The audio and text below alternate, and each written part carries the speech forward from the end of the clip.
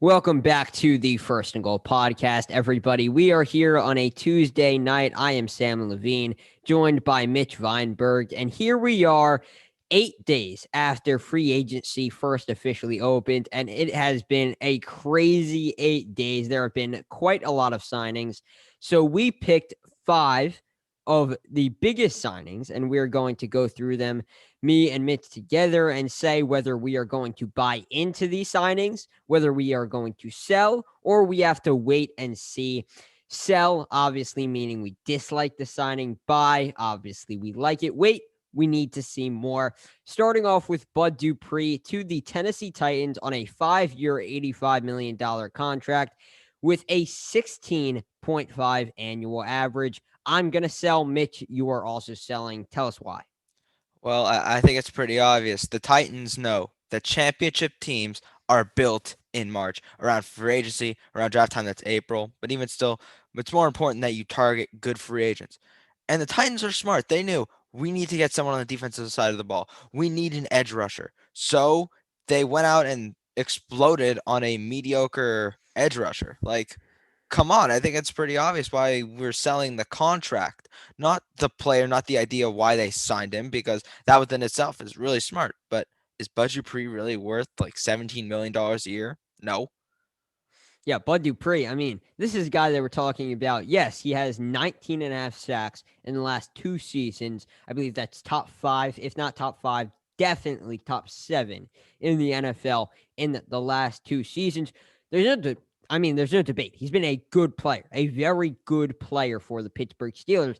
But when you're lining up on the other side of who we both think, I believe, should have been the defensive player of the year in TJ Watt. When you also have players like Stephon Tuitt and Cameron, I believe, Hayward in the interior defensive line. I mean, it's clear that Bud Dupree is not the main focus of that defensive line. You could really argue that he was the fourth priority of any offensive line on any given week. So, well, yes, he was very productive and he is a very good player with a very high motor. Is he worth $17 million? Does he deserve to be paid like the top edge rusher in the NFL? No, he doesn't. And the Titans recognize their need. Good job by them. They realized their need was edge rusher. They overpaid to fill that hole. And whether they really did fill that hole or not, I don't really know because how is Bud Dupree going to play when he is the focal point of a defensive line? I have not seen Bud Dupree blossom into the player that 2, 3 years ago I thought he would be. And you know what? The Titans know that the AFC South is for the taking this year. Derrick Henry can run through the Colts, no problem. But can the Titans defense stop the Colts offense? I don't know. So you know what? They going after an edge rusher, a guy that has to get pressure on Carson Wentz, who does not handle pressure super well, or at least we saw this year. He did not handle the pressure so well. And they went out and got Bud Dupree, who has failed to show me why he deserves $17 million. Sam and I like to talk our overrated, underrated players. We judge it by are they playing according to their contract. And I think this is a really high bar for a player that has not exceeded or shown me why he deserves it. Exactly. Also, another key factor that I think you have to look into here is Bud Dupree is coming off a torn ACL, right? And that happened in the back half of the season. So that ACL injury happened pretty recently. I believe it happened in early December. If not early December, then late November. I think it happened in week 11. Don't quote me on that, but somewhere around there. Bud Dupree tore his ACL, and that is no small injury. That is a huge injury. Maybe not career ending, but definitely career altering. So, how good is Bud Dupree going to be when he comes back? We don't really know because obviously we aren't with him day to day, seeing him go through the injury and rehab process. So, that's something definitely a big question mark for fans and commentators like us, especially when we see him being dished out $17 million per year. It's a little bit of a head scratcher right there because there are a lot of factors that make us question this move. That's why me and Mitch are not 100% sold on this. at the moment. Now, moving on, our second guy. This is a guy that we have talked about a lot on the podcast, specifically with my bold predictions. That's going to be Leonard Williams for the Giants. Now, I've been patting myself on the back a little bit here because I did guess correctly that he would be paid over $20 million this season. However, how smart of a move is it for the New York Giants? I'm gonna have to. I said wait. I'm gonna have to wait and see because it's gonna be a 3-year, $63 million contract, $21 million annual average per year. Now, the biggest factor in why I don't think this is really a win is because, first of all, it's over $20 million, and anytime a contract goes over $20 million, I'm just a little bit more skeptical because that is a lot of money, no matter who you are giving it to. Number two, his cap hit for 2022 and 2023 is going to be north of $25 million. North of $25 million. That's a lot of money. That is talking roughly, I believe, 13% of the cap space right there in one player. That is a lot of money to just give to one defensive lineman when you still have other needs to address. And not to mention, you're going to be $13 million under the cap this year at the moment. And this is the year where Leonard Williams has the smallest cap hit on his contract. So it's just an enormous amount of money that they just gave this player who is, by all means, a very good player, a great player in 2020.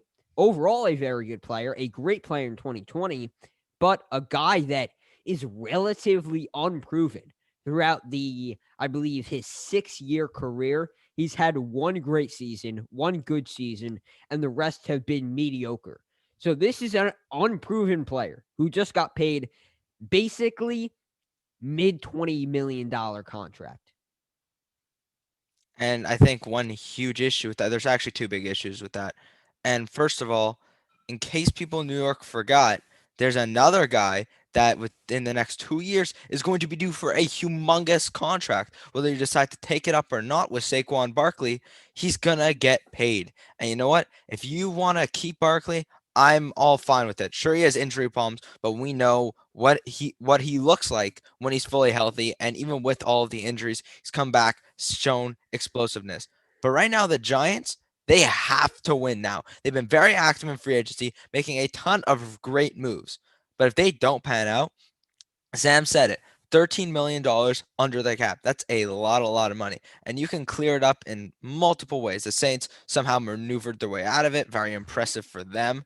And so I think Leonard Williams is a fine player, paying breakout stars. That's what you do in the NFL. Think a player is going to be great, you're going to invest in him. And when that investment fails, well, then poop. I think that the Giants could, just because of free agency alone, could become the NFC East favorites with a quarterback that doesn't turn the ball over. Their defense is super duper great. Their offense, it's a little bit mediocre regarding like injuries and bearing injuries, but fully healthy, that Giants team is really good. And I just think this is an investment, and we don't just buy or sell our stocks, we wait on them. Exactly. We have to wait and see. This is a breakout player, similar player to, actually, on a larger scale, better player than Hassan Reddick. But similar situation, kind of, if you really think about it. This is a guy that broke out. Both of these players broke out in 2020, had excellent years. Reddick got signed to a 1-year, $8 million prove it deal. And then Leonard Williams, on the other hand, got signed to a 3-year, $63 million contract.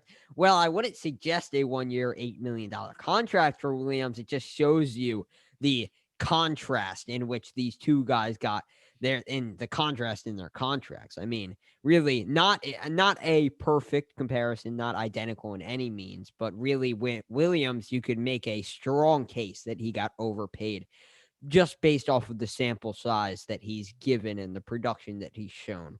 Now moving on to number 3.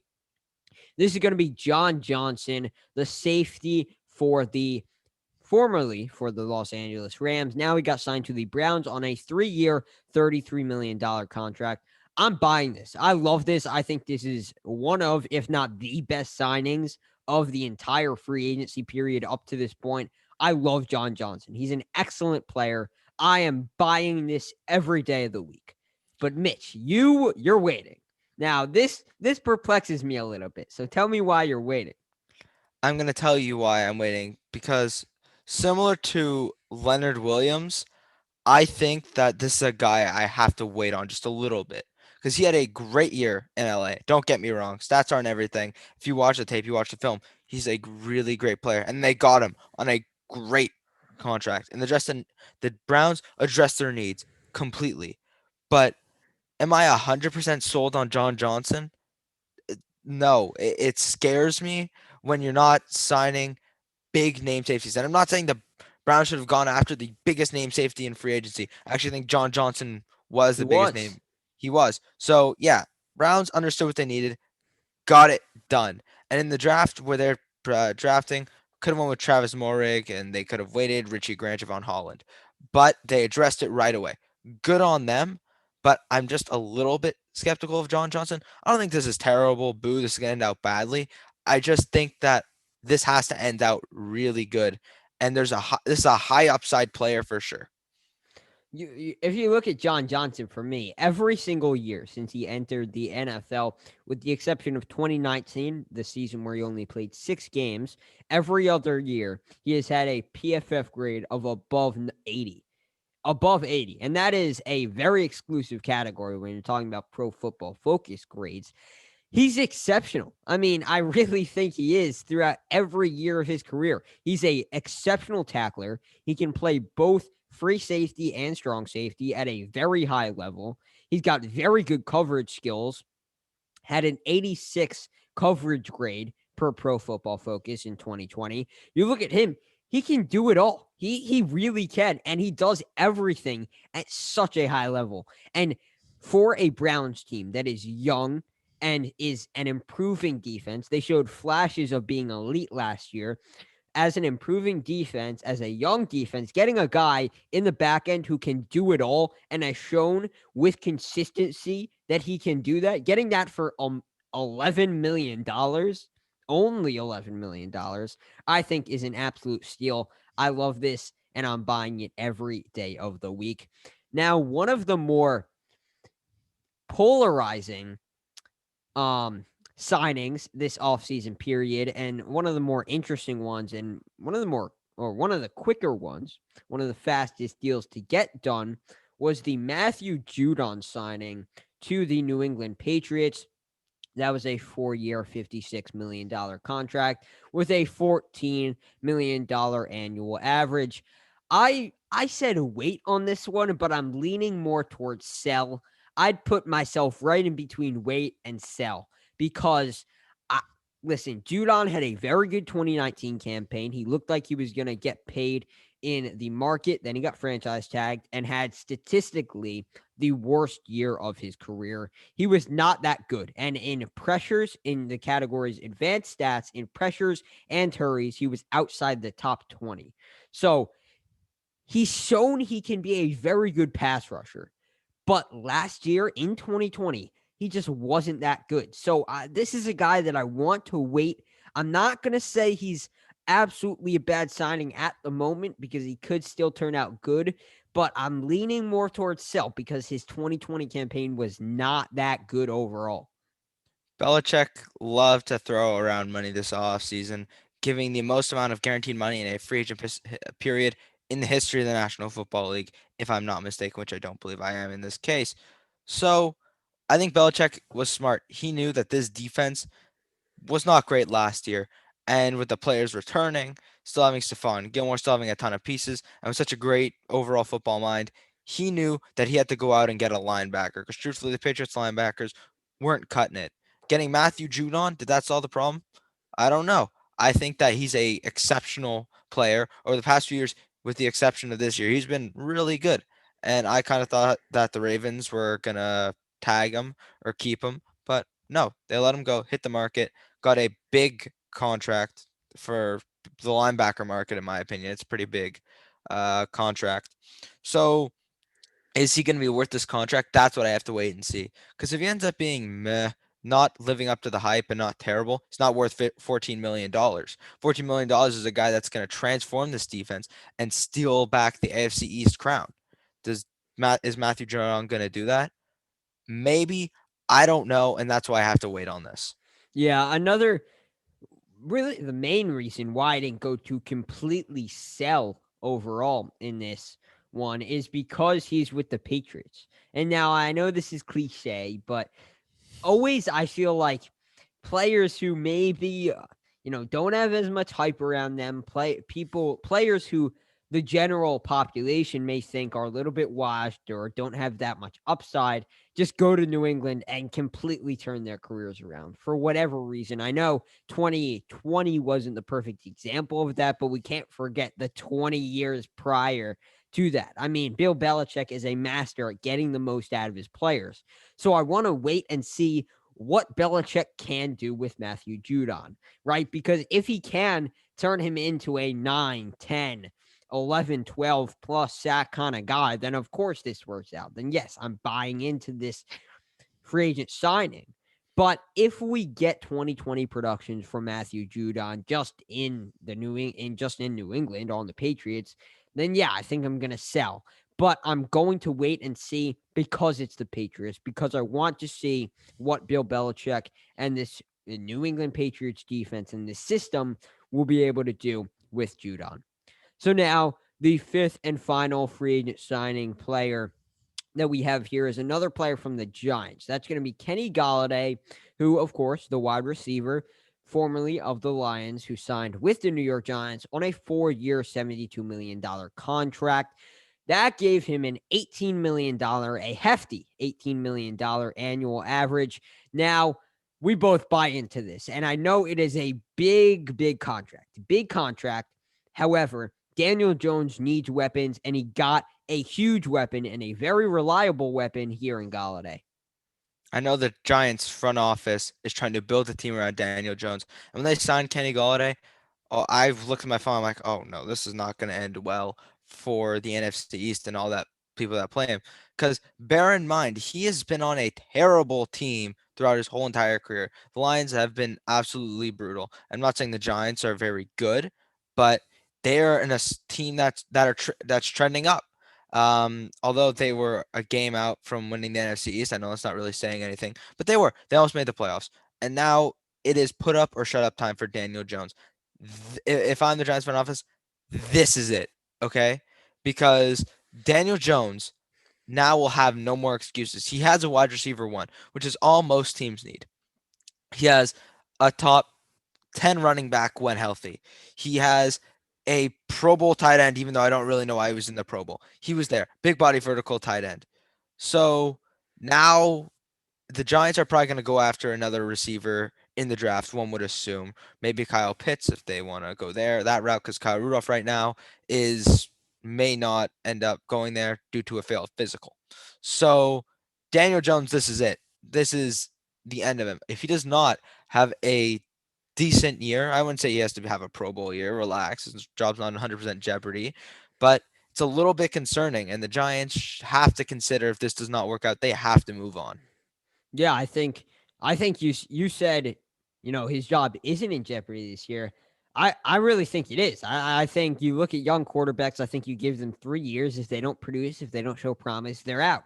And to this point, in my eyes, Daniel Jones hasn't produced and he hasn't showed promise. So this is it.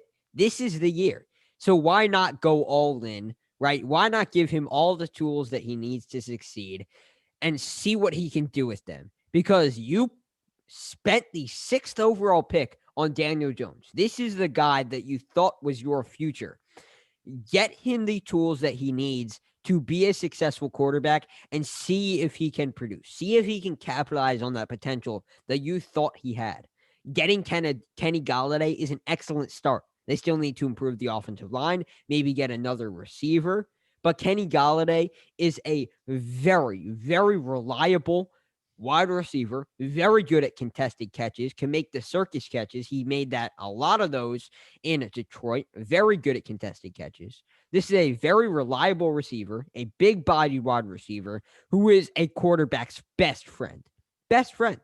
Daniel Jones is not only going to benefit from having an elite wide receiver, but a possession wide receiver who has great hands and is one of the more reliable targets in the NFL out wide.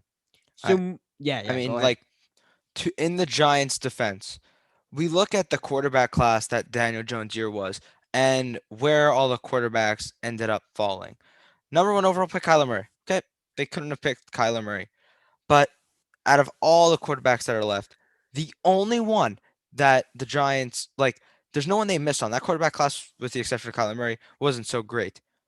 Gardner Minshew was the second best quarterback in that class. Like, come on. They had to take a chance. I was shocked they didn't take Dwayne Haskins, which ended up fine, kind of.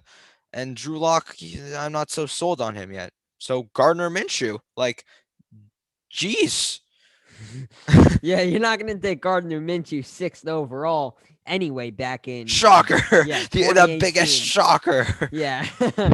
Yeah, I mean, you're not going to take him back then now or then, and probably wouldn't even take him back now, even though he Over is. Daniel Jones, maybe. Well, I'd take him over Daniel Jones, but I'm not sure I'd take him at six. No, Yeah, you probably wouldn't. I would definitely take him over Daniel Jones if you're I would have taken frequently. him over every quarterback in that class except for Kyler Murray. Yeah, no, for sure. If you're That's a low definitely, bar. if yeah, yeah, no, it is. If you are a frequent listener, you definitely know we are not the biggest Daniel Jones fans, but We hate a lot of people on this podcast. we do. We throw out a lot of hate here over at First and Goal. But anyway, moving it along to the next topic, I wanted to talk about the best free agents remaining because pretty much if you go to any main media source, Catch the Blitz, ESPN, whatever it is, don't mean to put Catch the Blitz in the same category as ESPN, but They're pretty constant with their updates. Shout out yeah, to them. they are big Instagram and social 100K media. followers. Yeah, Hey, yeah. I mean, they're a big social media outlet, but pretty much all the biggest football news sources, NFL.com, ESPN, whatever it is, pretty much all their like top 30, top 35 free agents have been signed, like completely gone. So I wanted to detail both of our top five free agents remaining, and also our lists overall are pretty much. We got a lot of old guys. We got a lot of veterans on these lists. So as we're just making it, that's just how it happened. And this is going to be very interesting because these are guys that could potentially be cheaper options for teams that are looking to win now. Overall, let's start off with both of our top player remaining in this free agent pool. Both of us is going to be Mitchell Schwartz. This is a guy who just 2 years ago was an all-pro offensive tackle and has been right by, I believe, on Patrick Mahomes' right side. I believe he played right tackle majority of the time for Kansas City. He was very good, and it was a shock to me why he got cut this offseason because still, I mean, even last year in 2020, still a very productive tackle for probably the league's best team. and I was completely and utterly shocked because the Chiefs went through a whole big offensive line. This is it. You're getting chopped. That's what they did. I don't understand why, especially after the Super Bowl. It really doesn't make any sense. So, are the Chiefs going to go offensive line heavy in this draft? Yeah, and they better because if they don't, we saw what happens when Patrick Mahomes is unprotected. He may be the he may be the best quarterback in the league. He may be the baby goat, however you want to, whatever nickname you have for him, Mahomes Magic, whatever. You have to protect him. And with a pocket infested with defensive players, we saw he is not doing that magic. Yeah, that magic isn't there. And Mitchell Schwartz, obviously, as we saw throughout these playoffs and throughout the course of the season, Mitchell Schwartz and all tackles contribute greatly to the success of quarterbacks. And Mitchell Schwartz overall, I think, in not even including or still including the people that were signed, I think is a top 40 free agent overall throughout this class. So a premier talent here at tackle, a veteran who has won a Super Bowl, contributed to a Super Bowl winning team, and is just 2 years removed from an all-pro performance. This is a guy that teams with teams that are looking to win now, who may be looking for a cheaper option. Seahawks. Exactly. Exactly. That's a perfect example. Perfect example. cheaper option, older veteran option, should take a look at, because Mitchell Schwartz is going to be the perfect example of that type of player. He is the perfect fit for a team like the Seahawks, who need tackles, need offensive line help, and they need it now. Now, number two, this is where our paths diverge a little bit. Number two for me is going to be Richard Sherman, the 49er, formerly 49ers cornerback, the 32-year-old former All-Pro, Pro Bowl cornerback, Super Bowl champ, whatever you want to call it. He's got all the accolades, and he's still playing at a high level. He is still a good cornerback in the NFL. This is another guy that I think should go to a team that is looking to win now. Maybe he's not going to be that cheap, because he's not. He just doesn't strike me as that kind of player, that kind of person at this point. Still probably going to be looking around that same amount, $10 million, as Patrick Peterson got paid. So he's not going to be that cheap. Still cheaper than some other options like Shaquille Griffin and William Jackson, who got signed to $12 to $15 million contracts, which I know both of us not huge fans of those. But Richard Sherman, probably around $10 million. This is a guy that I think should go to a team that is looking to win now, a team that is looking to compete for a Super Bowl now and needs a cornerback too, right? Needs someone to be that second guy in the defensive backfield at that cornerback position, because I think Richard Sherman is still a very good player and will be able to fill that cornerback two role very, very well. He's a quality player. That's why I have him at number 3 and not disregard him off my list. You said this is a guy that brings experience and will bring the power. Look, he's not what he was with the Legion of Boom, and that's something we have to face. All the Legion of Boom right now are free agents, not on Seattle anymore. Like, give it up. And players that are in their 30s are now looking to win now. Richard Sherman is a debatable Hall of Fame corner.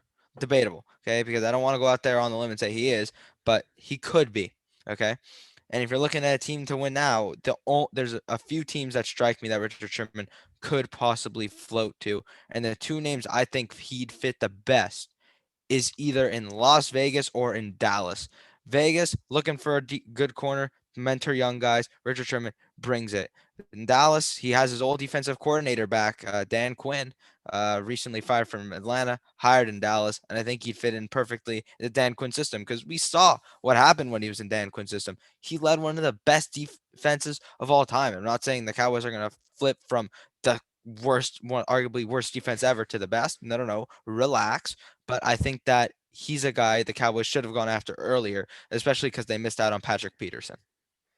Yeah, two good fits there for Richard Sherman. Both situations, he's going to be mentoring younger defensive backs, Trevon Diggs in Dallas, and obviously Damon Arnett, and the plethora of young defensive players that they have there in Las Vegas. I think that's a good fit. Definitely brings a lot of knowledge. Smart player, had huge, massive football IQ. Very, very smart guy. Went to Stanford as well. So that is a guy that I really think is a very good player. But you have a different number two. And then, yeah, you have a different number two. And that is going to be Melvin Ingram, the edge rusher, formerly of the Los Angeles Chargers. Only played one game in 2020, but still a very talented player. I understand why he's at two, but I disagree. So you tell me why you put him at two, and then we'll have a debate. Look, injuries, everyone was plagued with injuries this year, it seemed. A lot of quality players. And the race for comeback player of the year might be the most competitive award next year, believe it or not. So, yeah, I'm not saying Melvin Ingram is up for that award. We will not be doing award predictions in this podcast. It is a little bit too early. So, I think that Melvin Ingram brings the boom. Look, he's not always the most productive player, okay? This is a guy that is quality.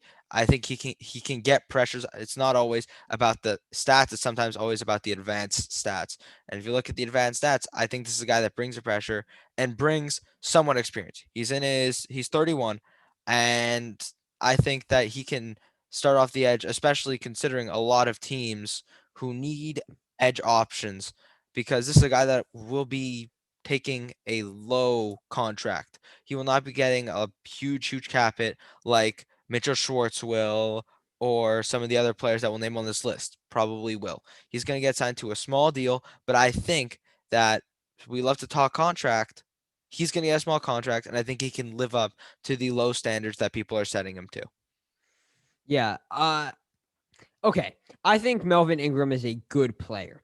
And I think he is well past his prime. I think he was a Well lot past, better. yep. Yeah, well past. But the injury is definitely a concern for me. And also, his production overall just isn't eye popping to me. And you said it, advanced stats. Yes, he's solid in advanced stats, but still not someone that I think I would go out on a limb and say is a top 40 player overall in free agency.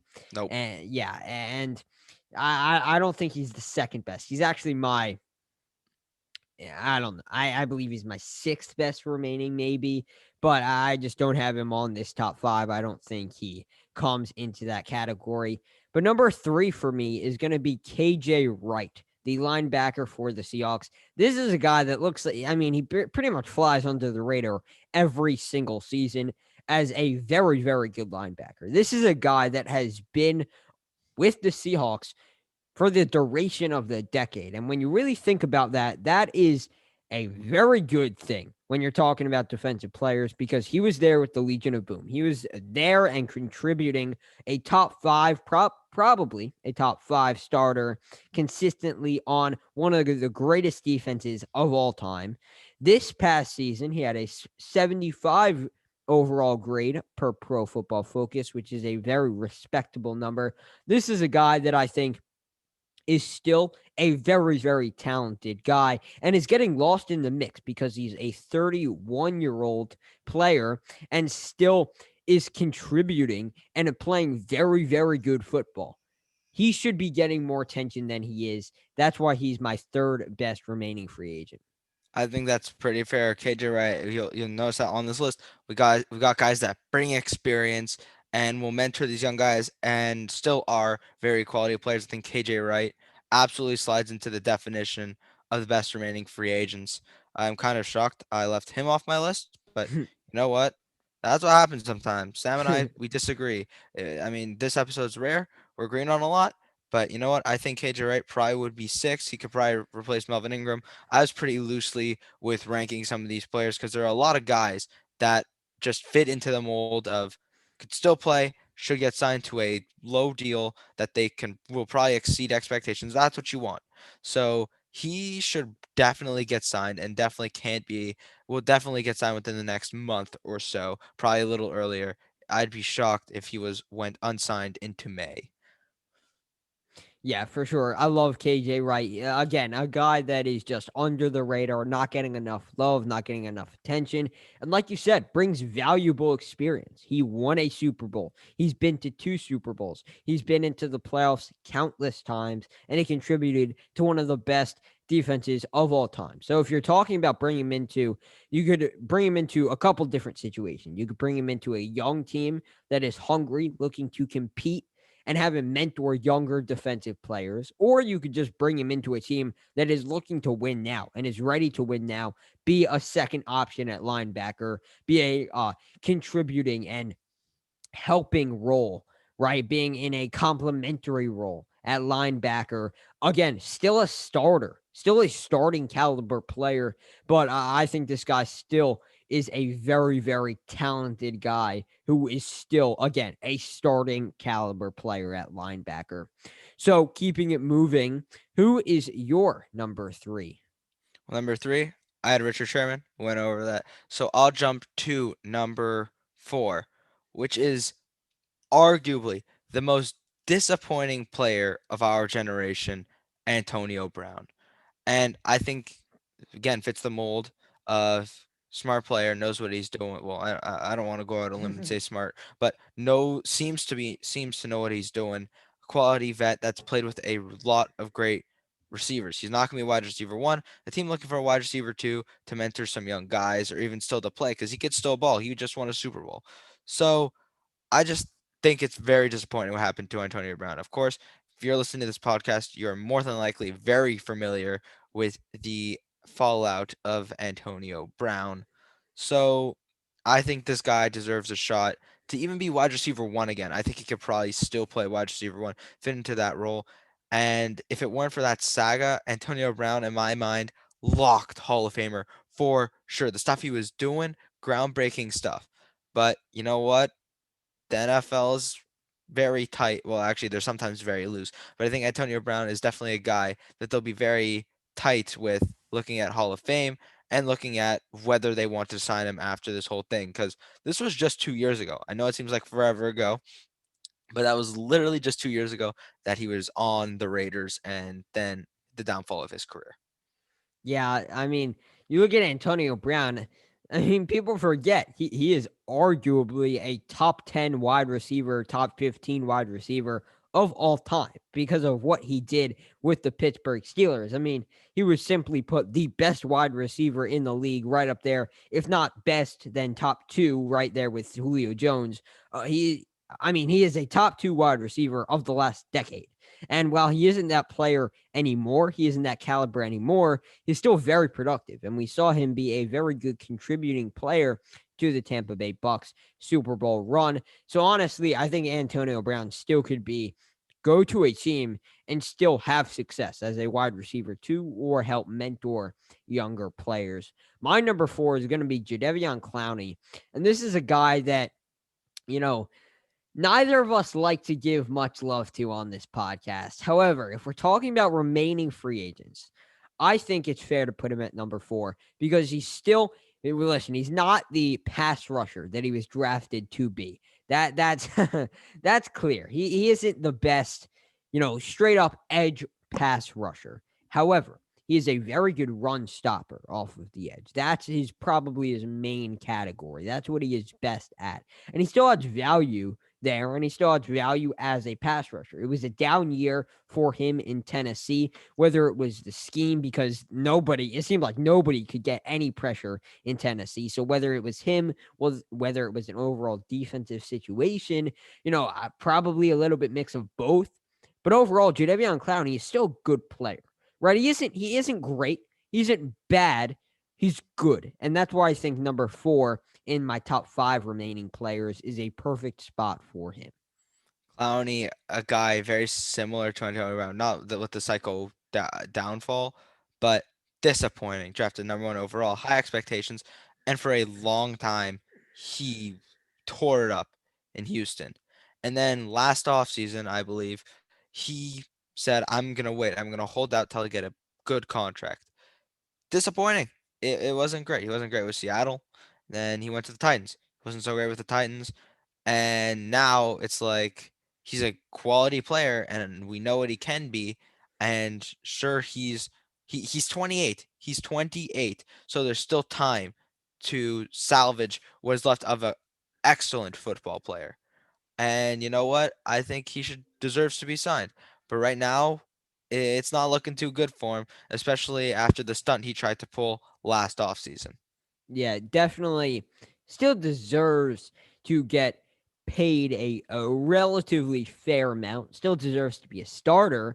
No one's going to dispute that. He's still a good player. But listen, there's just a lot gone wrong with Clowney, and it's a weird situation because, like you said, he was a great player with Houston, right? Never could really capitalize on that potential, but was a very, very good player in Houston. Now moving on to the number 5s, and we have common thought process for number 5. This is going to be Eric Fisher for both of us, the tackle for the Kansas City Chiefs. This is a very good player, another experienced guy, but also a guy who was the number 1 overall pick in 2013. Didn't really live up to expectations, but a very talented player nonetheless. And again, contributed to the 2019 Super Bowl winning Kansas City Chiefs. Again, I'm not so sure what Kansas's thought process is, but Andy Reid has something up his sleeve, I guess, maybe, sure. And similar to Eric Fisher, this is a guy that just a few years ago was a top tackle in the league. He still is. Both of these guys, Mitchell Schwartz, Eric Fisher, top quality tackles in the league and can still ball even though they're in their 30s. So I'm shocked that Andy Reid cut them. And the number 5, we probably could have put him higher if we were feeling more generous, but I think we wanted to have a little bit of fun, so we gave the offensive line minimal love. Yeah, Eric Fisher, I mean, he's still a very good player. We can't forget about him and Mitchell Schwartz, but particularly him because of these cuts. right? I mean, Eric Fisher is going to go to a team. He's going to be signed, probably again, like Schwartz, to a team that is looking to win now on a cheaper option, right? Maybe, cough, cough, the Seahawks. But Seahawks. yeah, maybe. But listen, this is still a guy that I was the left tackle for a team that won the Super Bowl and was a left tackle for the best quarterback in the league.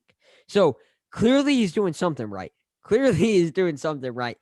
And that's something I think Russell Wilson would like to have. And I think a lot of other quarterbacks, like, well, if he was going to stay, Deshaun Watson in Houston, something that he would like to have if he does stay in Houston, and a lot going on with him that we're not going to get into here. But Eric Fisher, I mean, he's still a very productive tackle, someone who deserves a contract, someone who is yet to get that contract and should still be a starter on a team looking to win now on a relatively team friendly deal. Now, let's keep it moving along. This has been a weird offseason. No one's going to deny that. There's been a lot of moving pieces throughout this, especially free agency period.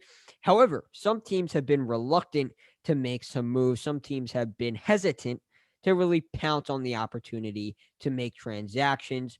Let's talk about moves that we are still waiting to see. Mitch, what is your first move that you're still waiting to see? First move, I think it's pretty easy because it's draft time and number one overall, we already know Trevor Lawrence. Spoilers, sorry if you can obviously tell. And then the Jets are on a number two. What are they gonna do? Because I could not tell you. As far as I'm concerned, with the rumors, no one has reached out about to the Jets about Sam Darnold. So is Robert Saleh going to give him another shot? Are they going to trade him? What's the market looking like if they are going to trade him? Because if they're not going to get good value, you might as well build around him. Because the Jets could easily build a great, great team around him, signed Corey Davis last week. And there's a lot to consider when starting a new regime, and you obviously start at the focal point of your team, which is quarterback.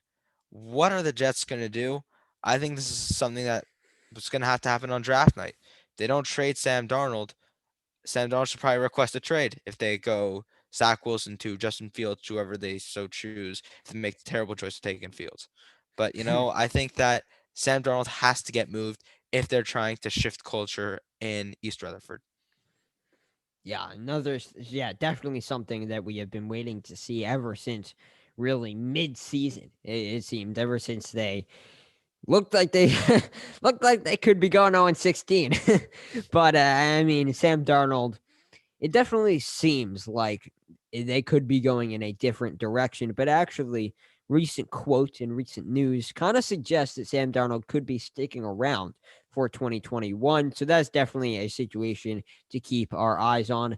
The first thing that I'm really waiting to see is what are the Chiefs going to do with the offensive line situation? I mean, you cut Eric Fisher, you cut Mitchell Schwartz. I understand that you need to save cap space, but these are two veteran tackles, two very good players, and now you have no one at tackle. You're telling me that you plan to start Mike Remmers, re-signed player, and I forget who the other tackle is, but doesn't really matter because he started both Mike Remmers and the other man both started at tackle in the Super Bowl. I think it's fair to say that that Clark Hunt, the owner of the Kansas City Chiefs, and Andy Reid do not want either of those players to step foot on the field for Kansas City in 2021. That's how bad they were. They were turnstiles. Kansas City needs to figure out their tackle positions because they cut two very good tackles and they have very bad players lined up to replace those two guys right now. So they need to fix it, and it needs to happen soon. I would have thought it would have happened in free agency, right? You go after a veteran player, or maybe a cheaper option than Mitchell Schwartz or Eric Fisher, but someone who is still going to provide you with a very good playing time and be a stronghold at one of the tackle positions. That didn't happen. Now you're sitting here, you're looking at the draft. You're telling me best case scenario, you draft a first and a second round tackle to be your new starting guys. I'm not a fan of that. I'm waiting for the Chiefs to do something at the tackle positions because it has to happen if they want to get back to the Super Bowl. Because Patrick Mahomes was running around all over the place and it looked really bad. They will not go anywhere if they do not fix their tackle situation. I think Sam and I kind of just talked about that in the last segment. Obviously, this is a huge issue for Kansas City. And you know what? Their cap situation over the next couple of years won't look so good. Why is that? Maybe it's because you signed a guy to a huge contract, the biggest in sports, as a matter of fact. More that's like they're paying him soccer money over there. Like he deserves it after what we've seen and what he's been able to do. But his production is going to go down a lot if they do not fix their offensive line situation. Unless there is somebody in the draft that we're missing that is going to fall into round 3 or 4, because rounds 1 and 2 will probably end up being offensive line. But even still, 3 or 4 if they decide to wait on another one. Like I don't love the Hunt family. If you're a football historian, like I don't love them, and so it just doesn't make sense to me because how could they cut two of the most impactful players on that team? Okay, it's not a knock on Patrick Mahomes saying, "Oh, he's useless." He's not. He's the most one of the best players I've seen ever. But like we saw his production go down significantly without his two starting tackles. Yeah, tackle is the second most important position in football for a reason. And we saw that reason in the Super Bowl. Without good tackles, doesn't matter how good your quarterback is, you won't win games and your quarterback won't be productive. Right now, the Chiefs are not lined up to have solid players starting for them at tackle. That needs to change if they want to win a Super Bowl again, and that is clearly their goals. I think the Chiefs' priority is number one, winning the Super Bowl. And as crazy as this may sound, without a good offensive line, I cannot put Kansas City in the top five even.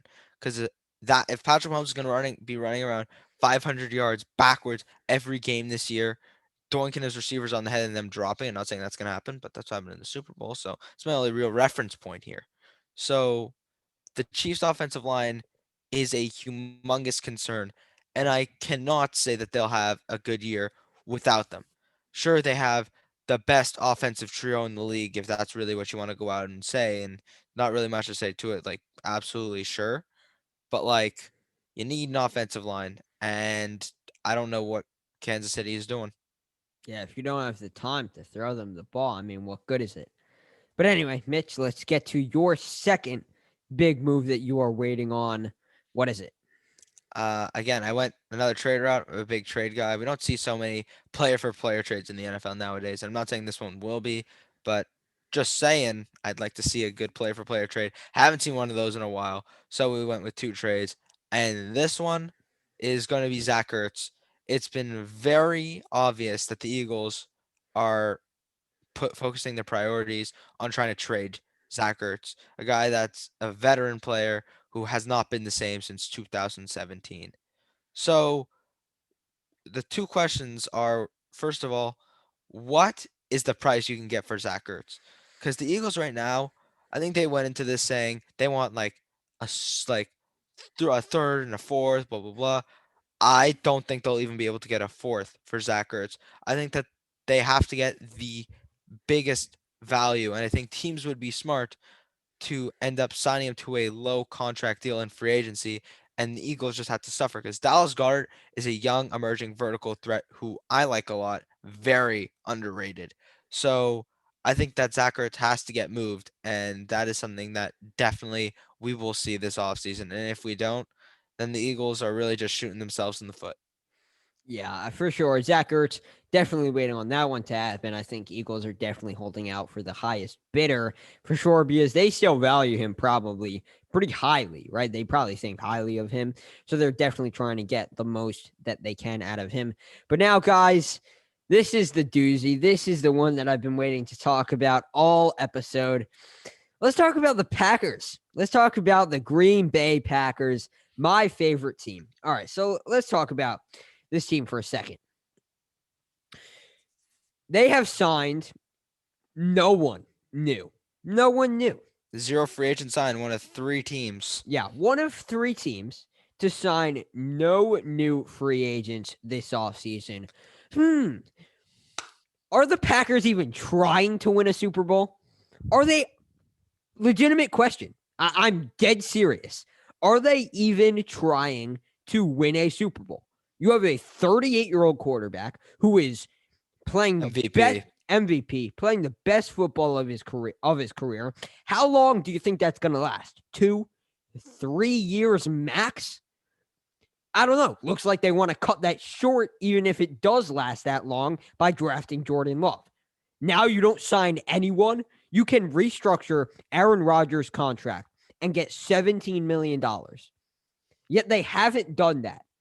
$17 million can sign you 2 impact players. On top of the $3 million that they already have, that gives you $20 million. 20. Yet they haven't done it. They just haven't done it. And it really shows where their priorities are. Their priorities are in the future. They are, okay, we want to be good. We want to be 12-4 for the next 20 years, and we want to lose in the NFC Championship game. We never want to win another Super Bowl in the next 20, 25 years. I mean, are you serious? What are you doing? You're not signing any veteran players to give your Hall of Fame quarterback another shot to win a Super Bowl. You are wasting talent, Packers. You are wasting a top 3 talented quarterback of all time. And it's infuriating. You need to fix it. You need to restructure Aaron Rodgers' contract right now. It has to happen now because free agents are not going to stay on the board forever. There's still time. There is still time to go out and sign players like Richard Sherman, like T.Y. Hilton, impact players who will be cheaper and that you can afford if you restructure Aaron Rodgers' contract. But they have yet to do it, and it is very telling at their priorities. And it needs to happen now because time is running out. Time is running out, and they are wasting talent. I think the Packers are one of 3 or 5 NFL teams that are always going to be held to the historical golden standard of winning. And the Packers just over the past 2 years have failed to show that they should still be held to this golden standards. I get it. A lot of teams that should be held have fallen off, but I'm not saying the Packers have. Okay, Aaron Rodgers won the MVP. They lost in the FC Championship, but the Packers have not done a lot right recently. I'm sorry, but they just haven't. They brought back Aaron Jones. Good on them. I think that was something that's important. But they didn't even try at a single free agent. I haven't heard a single rumor the Packers were in contention for this player. Not a word. Aaron Rodgers said this week he wants to know what his future is looking like with the Packers. Because if he's just they're not sure. Aaron Rodgers wants a definitive answer, and I think he deserves a definitive For answer. sure. Look, he's not. I don't think he'll Brett Favre and leave. Nice. I don't think he's going to get up and leave, play for the Vikings, retire, go back, play for the Jets, retire again. Okay, I don't think that's actually what's going to end up happening. But you know what? I think it's offensive that the Packers have not gone out and try to help Aaron Rodgers, even in the draft last year. Because if they went out in round 2 and took a wide receiver, Chase Claypool, for the sake of it, I don't know if he was available at that time, but if he was, for the sake of it, we'll go Chase Claypool or even Laviska Shenault. Okay, literally a guy to help Aaron Rodgers instead of kicking him out the door, which is what it seems Packers are so imminent on doing. Yeah, The Packers. Yeah, sorry, go ahead. the Packers just haven't done it right. Look, if they go out and draft a wide receiver in round 1, make me my words, I'm happy with that. But they haven't done that. And the thing that annoys me the most is they re-signed Kevin King today. Why? Just, why? Why would you do that? Why would you sign a guy that blew a game like the most important game, because we saw what happened to the Chiefs, and if the Packers were placed in that scenario, they could have easily gotten a ton of pass rush on Mahomes, and they probably could have won the Super Bowl. Dare I say it? I hate the Packers a lot, but you know what? I have to give credit where credit is due. And you know what? I don't know that the Packers are so prominent on getting a far run in the playoffs. Because if we're looking at the quarterbacks they have to play and the teams, you can't really phase Aaron Rodgers at this point. But you have to get him help because Devontae Adams, great player. It seems that no one can cover him, but when he's covered, there's nothing really going at all. And the Packers have not helped them over the past 2 years. It is infuriating, as you said. It is offensive. Like you said, you used the perfect word there. Offensive. I mean, you have literally a top 3 quarterback, in my opinion, especially talent-wise, of all time. And you are personally offending him by not giving him the help that he deserves and by actively shoving him out the door.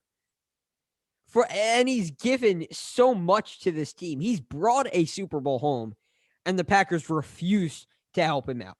Refuse. Absolutely will not do it.